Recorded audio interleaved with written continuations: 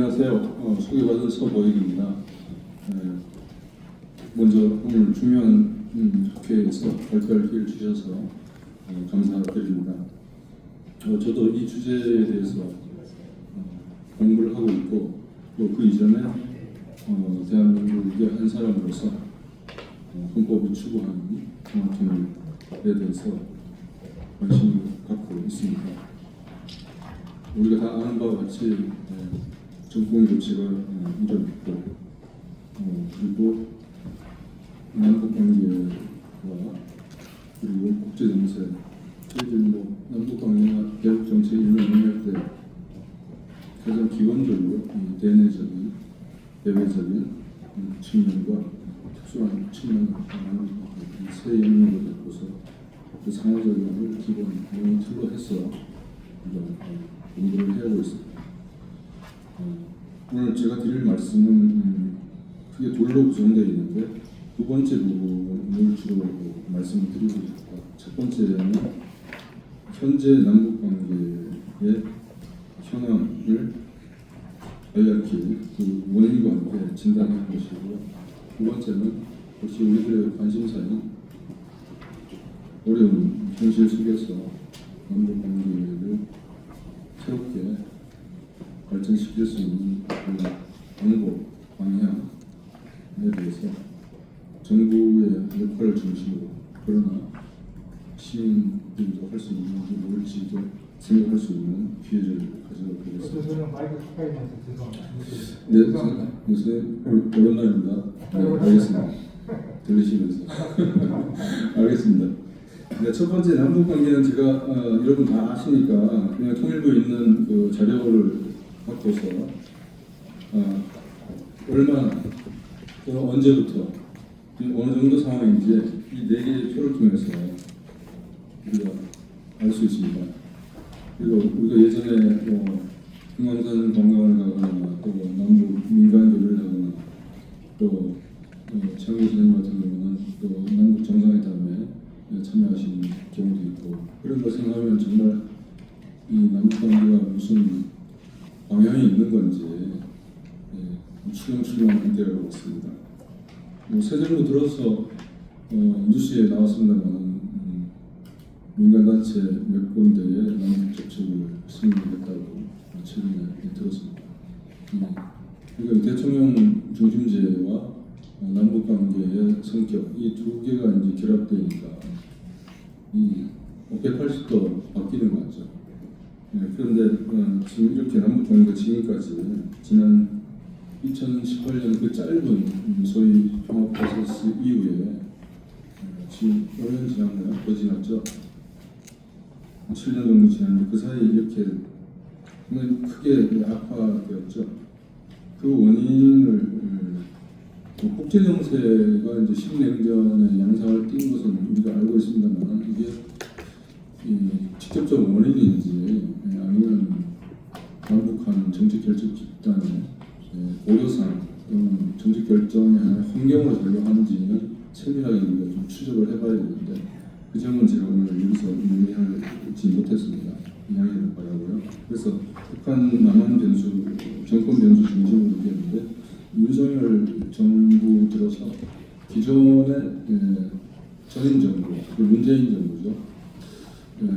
이제 대북 정책 뿐만 아니라 남북 간의 합의, 기존의 합의와 합의 이행 과정 이 모두를 전면 부정했다는 점입니다.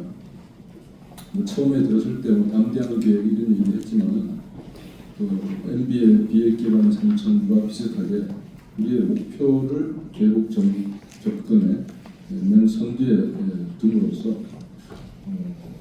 대화와 협상을 할 여지를 스스로 차단을 했고 그게 의도하지 않은지 의도한 건지 모르겠는데 좀 의도성이 있었다고 봅니다. 대북 인식이나 기존의 남북 합의 이행 프로세스에 대한 입장이나 그런 것을 봤을 때는 가장 가까이는 2023년 4년 작년이네요. 동북별 경축사에서 북한에 대한 부정적인 원산은 물론이고 그것을 국내 정치에 연계시키려고 하는 그런 게 경축사 표현에서 많이 드러났었습니다.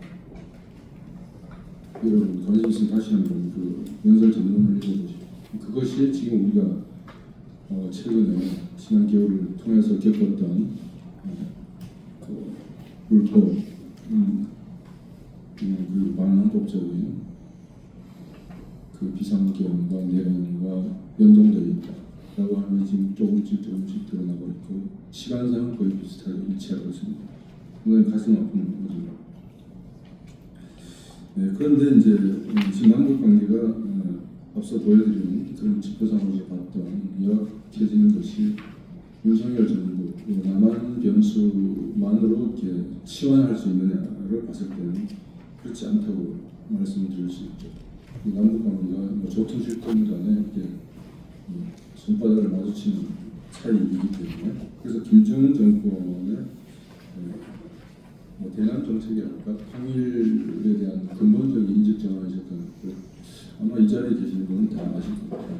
23년 12월 말에 노동당 중앙위원회 전원회의에서 남북관계가 민족 두 통일을 지향하는 두 한 민족의 두 구성국은 그가 아니고 통일도 민족도 구성하는 그래서 상당히 놀랐고 그것에 대한 반응이 국내에서 이제 남북 관계가 악화되고 윤석열 정부의 대북 강압 정책이 전개되는 과정에서 이 논의가 공개적으로 활발하게 안 되어 오면서 5개월, 6개월 지나서 지금 이 자리에 있었습니다. 그래서 이 자리가 좀 사람들이 많이 오시는 것 같기도 한데요.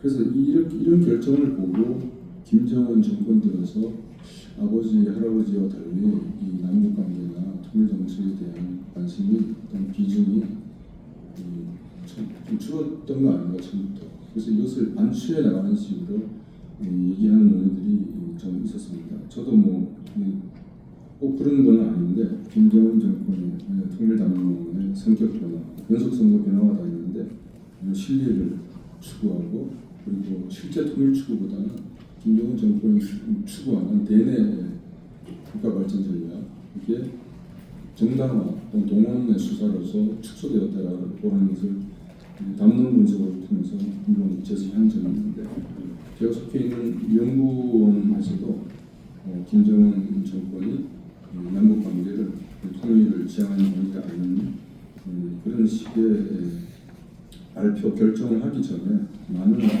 정황들이 드러났다고 얘기를 합니다. 근데 이와 같은 주장에 대해서 강력한 반증 사례가 2016년 5월 달에 있었던 노무현 7차 대회에서 여전히 기존의 남북 합의, 망족합의 그리고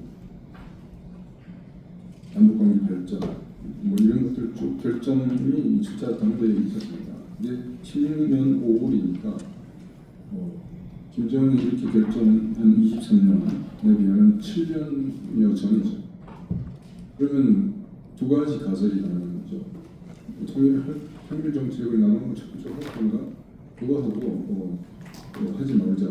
우리식 사회주의 또는 국방협력을 통해서 새로운 발전을 추구하자라고 하는 게 당 내에서 북한 결정단 내에서 경쟁을 하고 있었던 시기인데 이게 이제 남북 관계를 부정하는 통일과 민족을 부정하는 식으로 정해진 거다.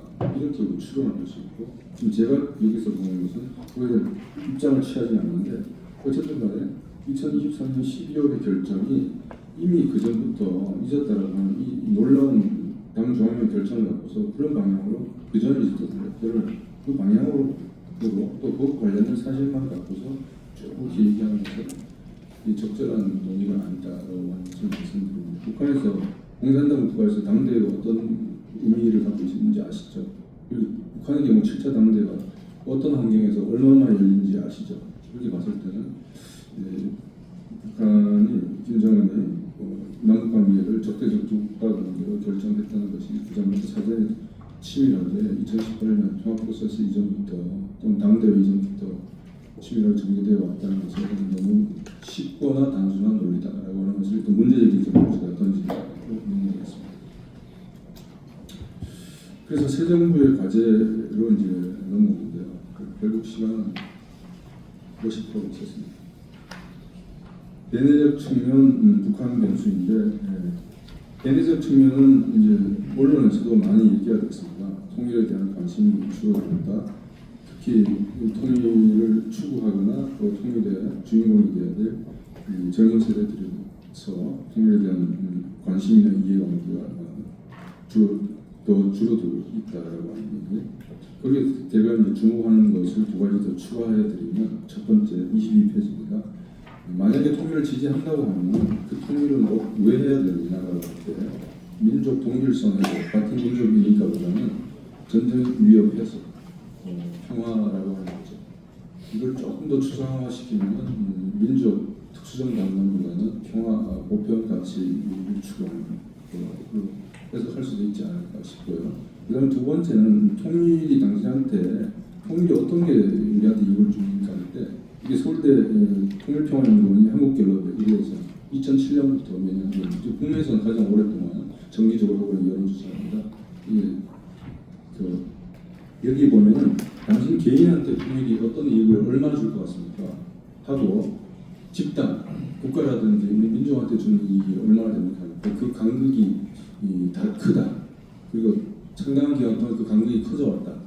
라고 하는 거고 또 하나는 이런 개인 편익이든지 집단 편익이든지 이 편익에 대한 기대치가 줄어들고 있다라고 하는 것도 우리가 주목할 겁니다.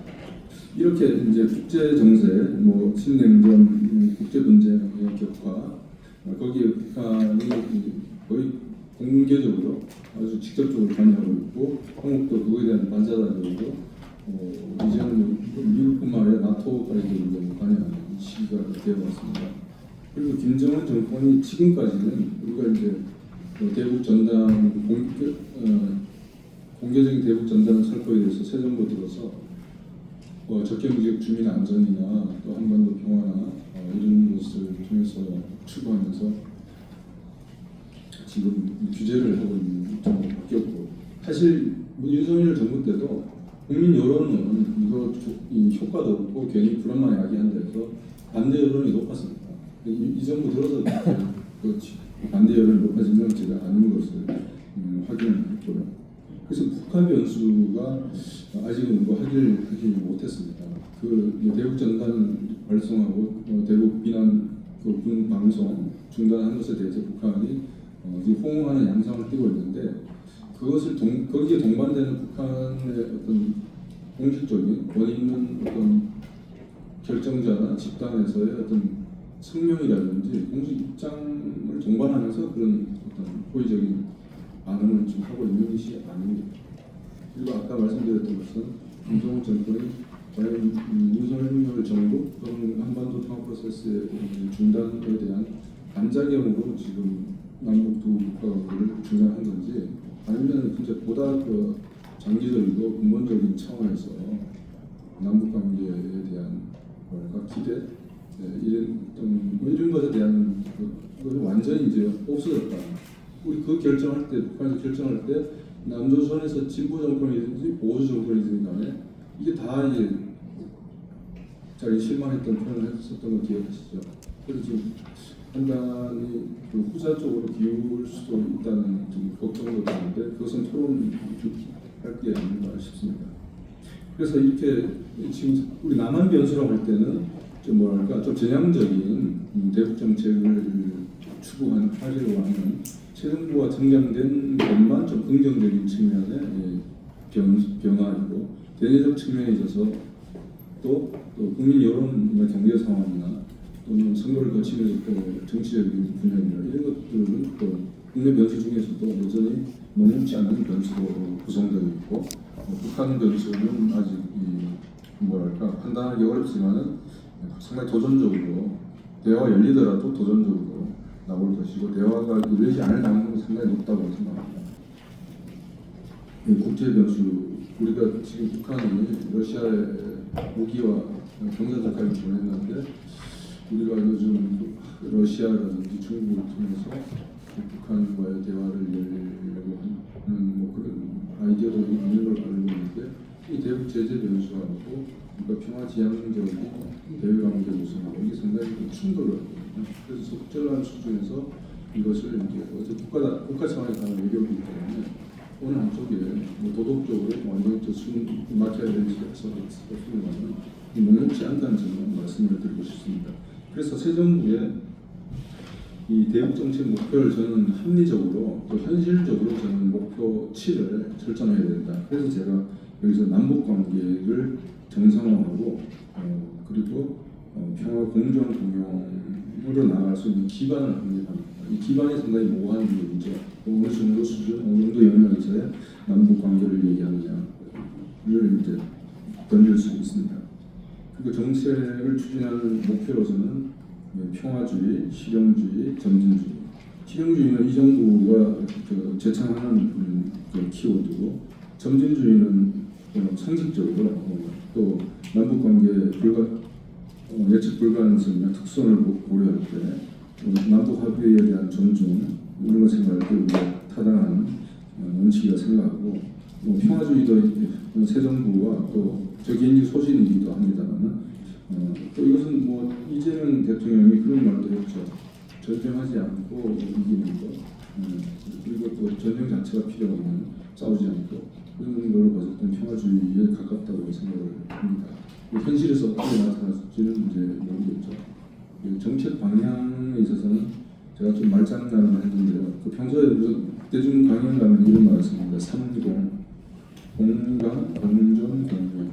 이 공존 공명을 우리가 많이 쓰죠. 평화 공존, 평화 공명의 남북 관계 한번더인데 그 전제가 되는 또 그것과 함께 그만큼 중요한 공감에 대해서는 우리 개인적인 또 국내에서 사회 집단 간에 얘기할 때는 많이 하는데 뭐 국가 관계를 해야 될지 모르겠습니다만 남북 관계에서는 이 얘기가 이건 이념적인 정파적인 어떤 논의의 대상이 되어왔습니다.